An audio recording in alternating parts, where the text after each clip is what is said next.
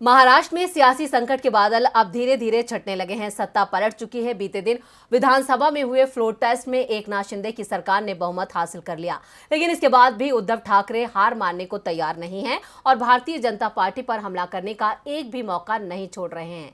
ऐसे में एक बार फिर शिवसेना के मुखपत्र सामना के जरिए हमला बोला गया है। तो क्या कहा है उद्धव ठाकरे ने, देखते हैं ये खबर। महाराष्ट्र विधानसभा में सोमवार को मुख्यमंत्री एकनाथ शिंदे ने अपनी आखिरी परीक्षा भी पास कर ली है और विधानसभा में हुए फ्लोर टेस्ट में बहुमत हासिल कर लिया है, जिसके बाद उप मुख्यमंत्री देवेंद्र फडणवीस ने अपने बयान में कहा था कि मैं फिर आया और औरों को भी साथ लेकर आया।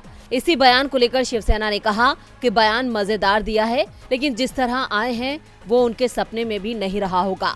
पहले के 2.5 साल वे आए ही नहीं और अभी भी दिल्ली के जोड़ तोड़ से वे लंगड़े घोड़े पर बैठे हैं।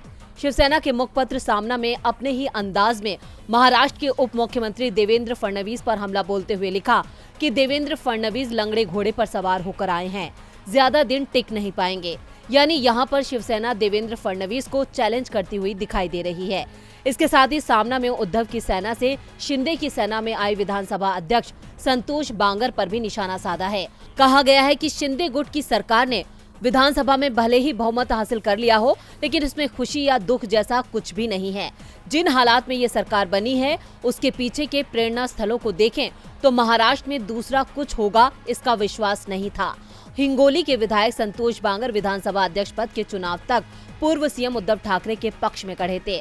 फिर 24 घंटों में ऐसा क्या हुआ कि विश्वास मत प्रस्ताव के समय ये निष्ठावान शिंदे कैंप में शामिल हो गए, ये बड़ा सवाल है। तो वहीं ये भी कहा गया कि शिंदे कितने भी मजबूत महान नेता हों, पर फडणवीस को मुख्यमंत्री पद की शपथ लेने से रोकने वाली अदृश्य शक्ति कौन है।